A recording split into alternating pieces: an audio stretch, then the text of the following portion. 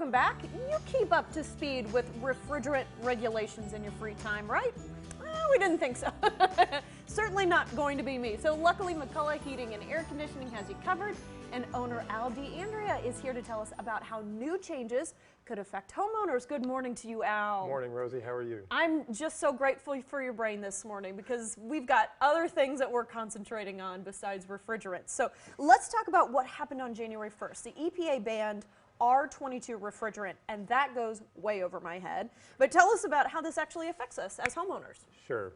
Well, Rosie, on January 1st, R22, commonly known as Freon, has been used in central air conditioning systems, homes and businesses for decades, really. And it's done a lot of good things. Central air conditioning has really changed the way we live.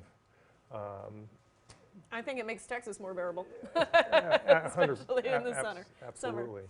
But it was found to be a pretty significant greenhouse gas and an ozone depleting chemical. And so the United States government and governments around the world for the last 20 years have been phasing it out gradually. And January 1st of this year, it was completely phased out, so you can no longer produce it and you can no longer import it in the United States. Okay, it sounds like that may not totally jive, though, with what maybe some of us have had running in our houses in the past, though. So what do we do if we have a system that uses R22, and do we have to run out and get an immediate replacement? Sure, it's a good question. And the answer is absolutely not. You don't have to do that. And one of the things we should talk about is there's a lot of misinformation out there.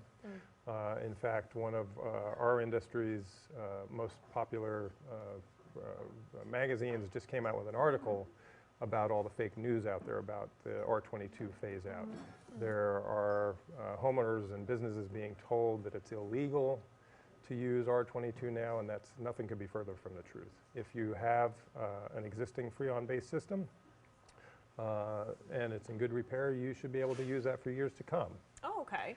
And I often suggest to our customers to look to the government.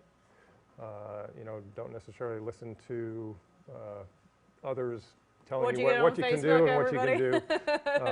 And the EPA, what they recommend on their website is the most important thing to do is if you have a Freon-based central air conditioning system is to keep it well maintained and to make sure specifically that it doesn't have a leak. Yeah, we don't want to be leaking that stuff out into the atmosphere. Exactly. And just real quickly here, not much time, we want to make sure that we check with you. I know that you are coming at this with a very rational approach, but how is McCullough itself helping with this phase out? Sure.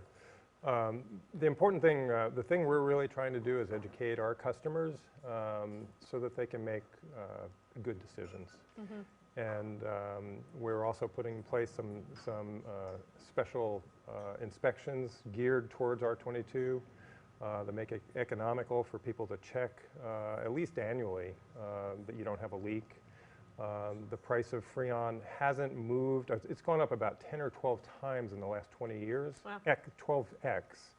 It hasn't jumped up yet, but most of the people in the industry expect that it will as production stops and imports stop. And so it has a lot to learn, it sounds like, from people. But if you want anything, you need a man who's reading about this from journals in his spare time. And so we really appreciate the information from you, Al, this morning. I think a lot of homeowners are going to say, okay, I'll just call you, make sure everything's maintained, and we'll be good to go. Thank you for your time. You too. Thank you, Rosie.